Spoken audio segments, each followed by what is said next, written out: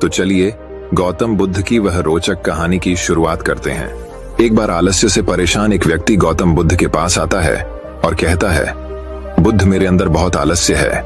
मैं इस आलस्य की वजह से अपने जीवन में वो सब कुछ नहीं कर पा रहा जो मैं करना चाहता हूँ। इस आलस्य ने मुझे बहुत परेशान कर रखा है।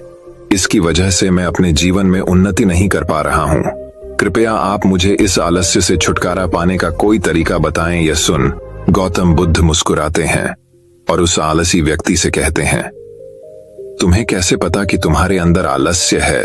उस आलसी व्यक्ति ने कहा, बुद्ध, केवल मैं ही नहीं बल्कि मेरा पूरा परिवार भी यही कहता है कि मैं एक आलसी व्यक्ति हूँ। बुद्ध ने कहा, क्या तुम मुझे इसका प्रमाण दे सकते हो कि तुम एक आलसी व्यक्ति हो? उस आलसी व्यक्ति ने कहा, जी बुद्ध, मैं दे सकता हूँ।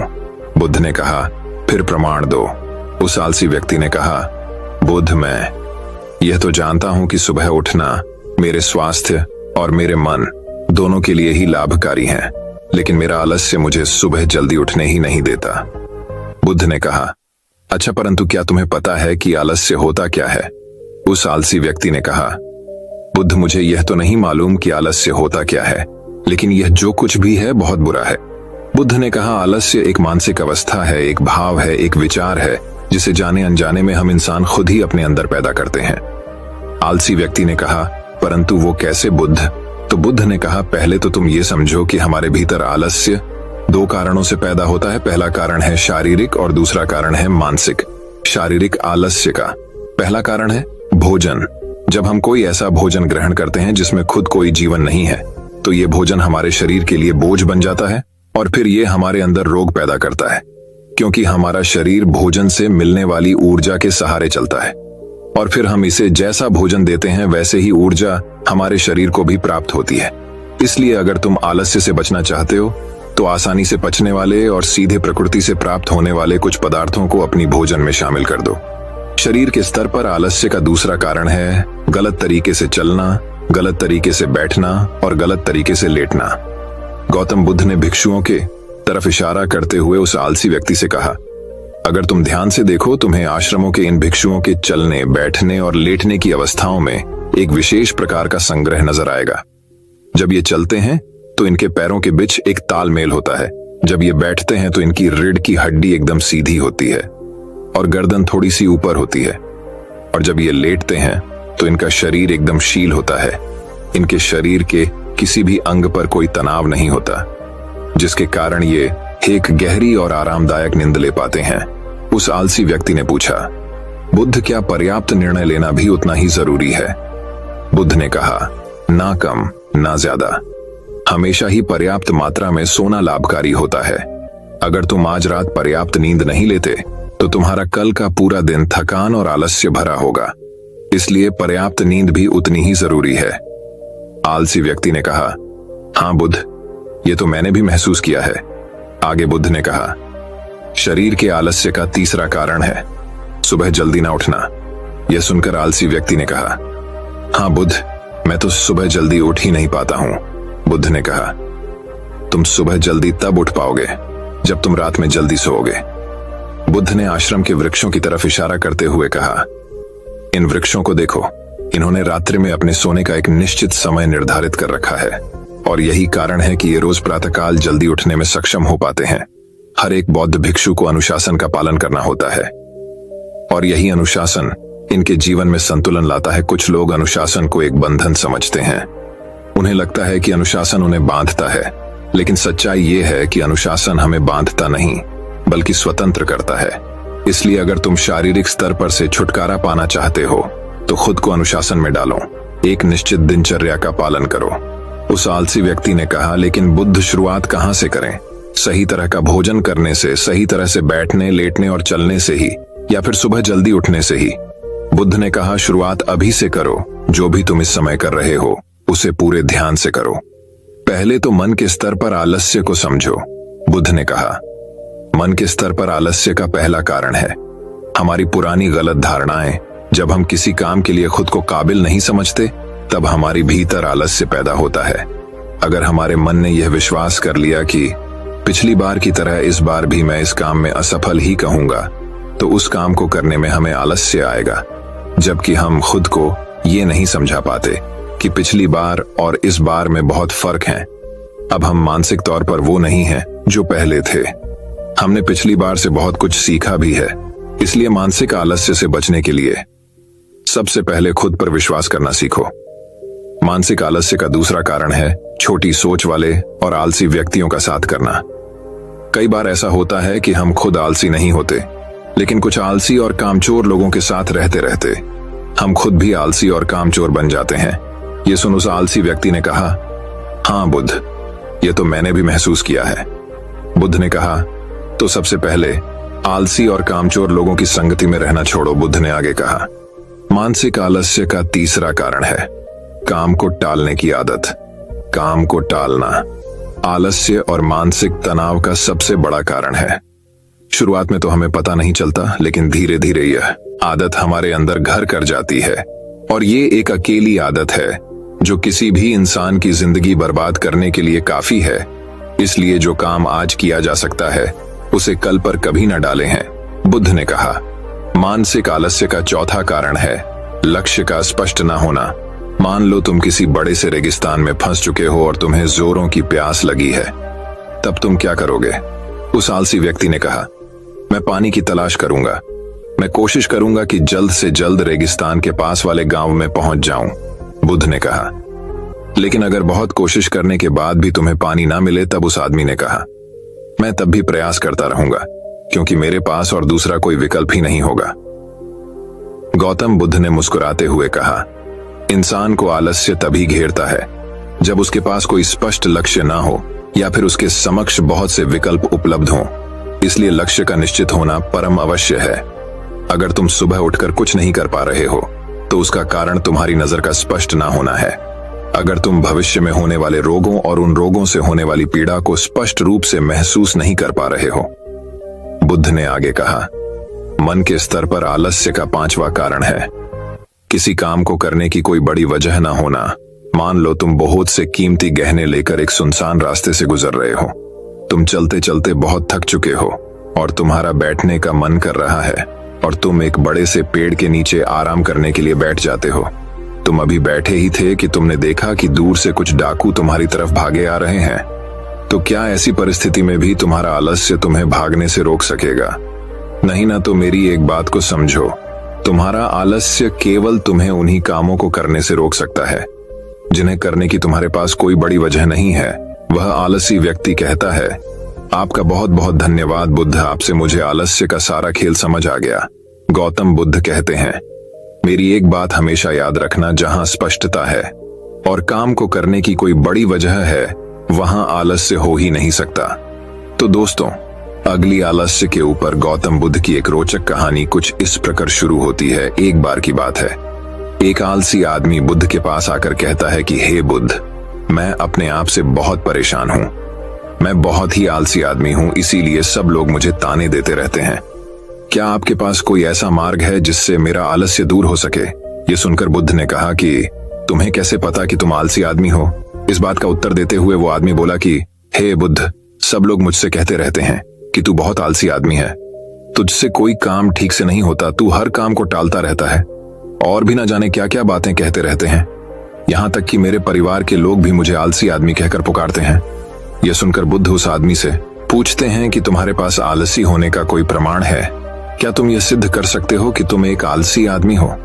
यह सुनकर वह आदमी कहता है कि बुद्ध, मैं कभी भी सुबह जल्दी नहीं उठ पाता और हर काम को टालता रहता हूं।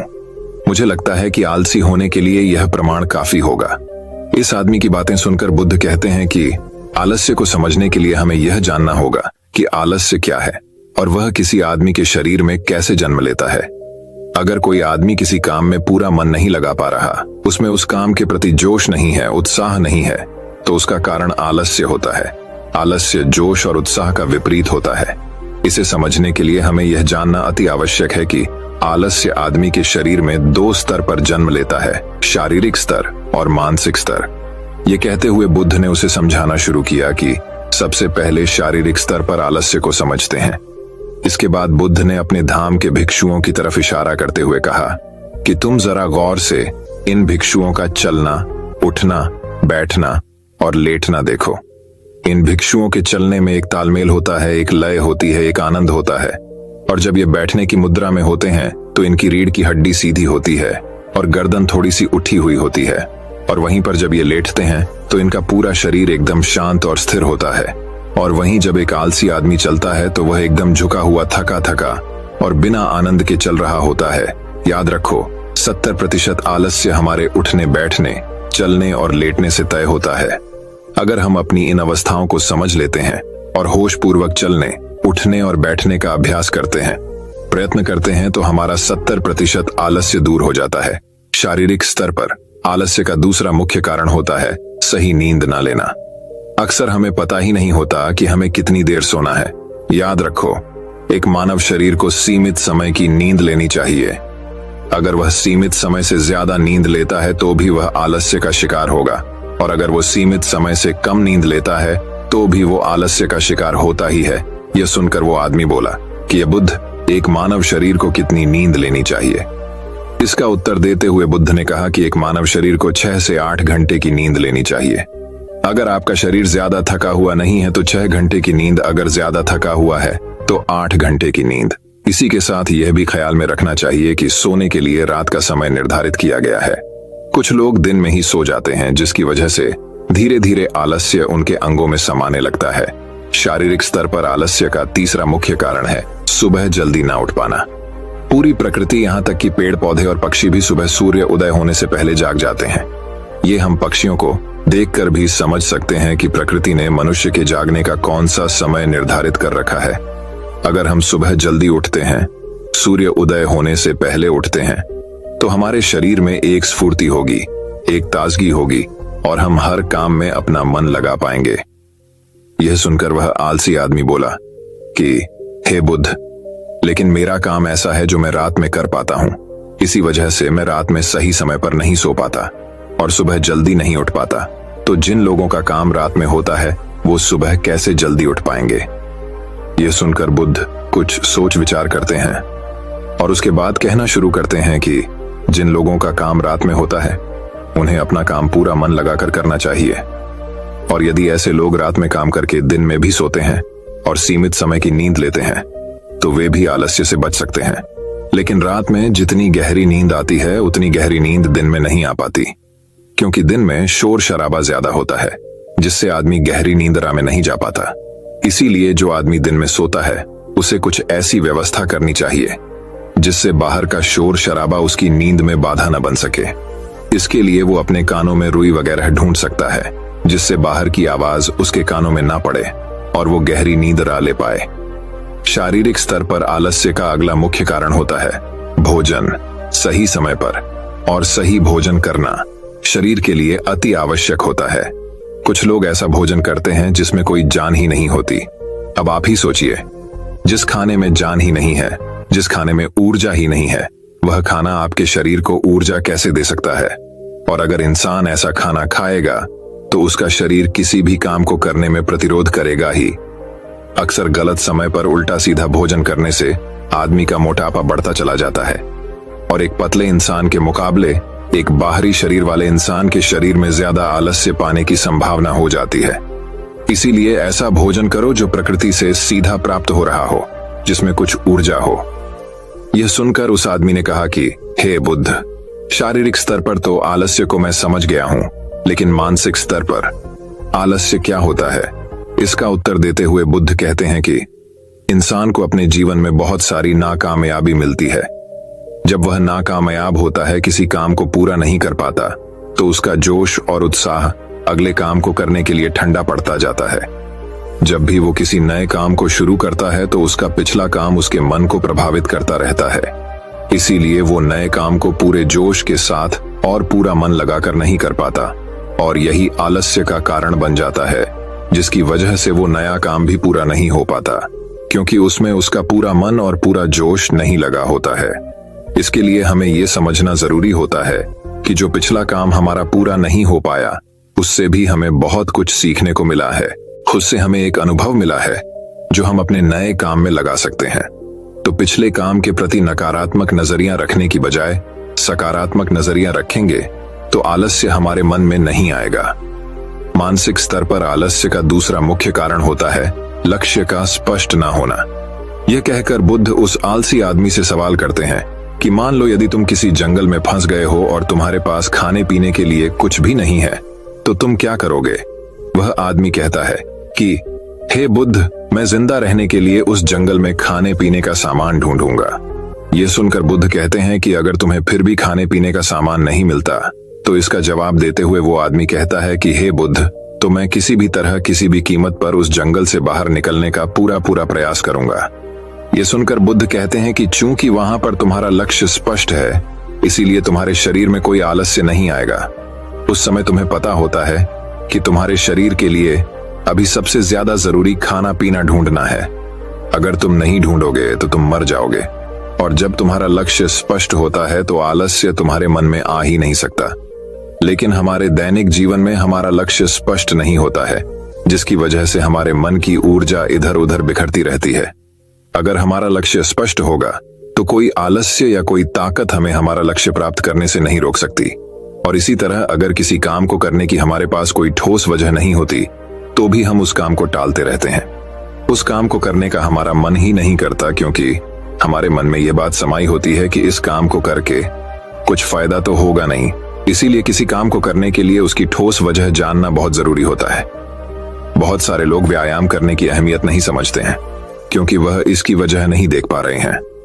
वह सोचते हैं कि व्यायाम करने से क्या फायदा, लेकिन जो आदमी दूरदर्शिता रखता है, जो यह देख पाता है कि अगर मैं आज यह व्यायाम नहीं करूंगा तो भविष्य में मेरा शरीर कितने रोगों से ग्रस्त हो सकता है, तो ऐसे आदमी के पास स्पष्ट लक्ष्य भी होता है और ठोस वजह भी होती है, और इसीलिए वो लोग व्यायाम भी करते रहते हैं। मानसिक स्तर पर आलस्य का अगला मुख्य कारण होता है आलसी लोगों का साथ। अक्सर कुछ लोग आलसी नहीं होते, लेकिन उनके आसपास के लोग आलसी होते हैं। अगर आपकी संगति में आलसी लोग भरे हुए हैं तो आप भी उनकी तरह हो जाएंगे। आपका भी मन काम करने से भागने लगेगा। आलस्य एक छुआछूत की बीमारी की तरह होता है। जितने ज्यादा आलसी लोगों से आप घिरे हुए हैं, आपका मन उतने ही आलस्य को पकड़ लेगा। मानसिक स्तर पर आलस्य का अगला मुख्य कारण है किसी भी काम को टालते रहना। कुछ लोगों की आदत होती है काम को टालते रहना। आज का काम कल पर, कल का काम परसों पर। हमें यह महसूस भी नहीं होता कि धीरे धीरे यही हमारी आदत बन जाती है, और यह काम को टालने की आदत धीरे धीरे आपको आलसी बना देती है। इसीलिए किसी भी काम को कल पर मत टालो। और सबसे आखिर में बुद्ध ने कहा कि किसी भी काम को करने के लिए आपके पास उम्मीद होनी चाहिए, उत्साह और जोश होना चाहिए। हर काम को नया काम समझ के करना चाहिए। इसके बाद बुद्ध ने उस आदमी से कहा कि याद रखना, अगर तुम्हारे पास कोई स्पष्ट लक्ष्य है और उसे करने के लिए तुम्हारे पास कोई ठोस वजह भी है, तो दुनिया की कोई ताकत तुम्हें वो काम करने से नहीं रोक सकती। दोस्तों, जीवन में अगर कुछ हासिल करना है तो हमारे पास सिर्फ आज का ही समय है। ये मत सोचो कि कल आएगा। ये मानकर चलो कि हमें जीने के लिए सिर्फ यह 24 घंटे मिले हैं। इन 24 घंटों में मरने से पहले मैं क्या कर सकता हूँ, यह समझ लीजिए कि एक एक सेकंड मिलकर 1 मिनट बनता है, और एक एक मिनट मिलकर 1 घंटा बनता है, और घंटे दर घंटे एक पूरा दिन बनता है। तो हमारे लिए सबसे ज्यादा जरूरी वो सेकंड है जिनसे पूरा दिन बना हुआ है। इसीलिए अपने किसी भी सेकंड को बर्बाद मत करो, क्योंकि एक बार जो घड़ी बीत गई वो वापस लौटकर कभी नहीं आती। तो दोस्तों, अगली आलस्य के ऊपर गौतम बुद्ध की एक रोचक कहानी कुछ इस प्रकार शुरू होती है। गौतम बुद्ध के सब शिष्यों में एक ऐसा भी शिष्य था जो बहुत आलसी था, परंतु वे उससे भी उतना ही स्नेह करते थे जितना अन्य शिष्यों को। एक दिन गौतम बुद्ध ने उस शिष्य को एक कथा सुनाते हुए कहा, किसी गांव में एक ब्राह्मण रहा करता था। वह बहुत ही अच्छा इंसान था, लेकिन उसके अंदर एक बहुत ही खराब आदत थी, काम को टालने की। वह हमेशा ही आज के काम को कल पर टालता रहता था। वह यह मानकर चलता था कि जो कुछ भी होता है भाग्य से ही होता है। वह बड़ा ही आलसी और कामचोर था। एक दिन एक साधु उसके घर आया। ब्राह्मण और उसकी घरवाली ने उसका खूब आदर सत्कार किया। साधु ने चलते समय खुश होकर ब्राह्मण से कहा, तुम बहुत गरीब हो, लो मैं तुम्हें पारस पत्थर देता हूँ। 7 दिन के बाद मैं आऊंगा और इसे ले जाऊंगा। इस बीच तुम जितना सोना बनाना चाहो बना लेना। ब्राह्मण ने पत्थर ले लिया। साधु चला गया। उसके जाने के पश्चात ब्राह्मण ने घर में लोहा खोजा। उसे बहुत थोड़ा लोहा मिला। उसी को सोना बनाकर बेचा और कुछ सामान खरीद लाया। अगले दिन स्त्री के बहुत जोर देने पर वह लोहा खरीदने बाजार गया तो लोहा कुछ महंगा था। वह घर लौट आया। 2-3 दिन बाद फिर वह बाजार गया तो पता चला कि लोहा अब पहले से भी ज्यादा महंगा हो गया है। कोई बात नहीं, उसने सोचा 1-2 दिन में भाव जरूर नीचे आ जाएगा, तभी खरीदेंगे।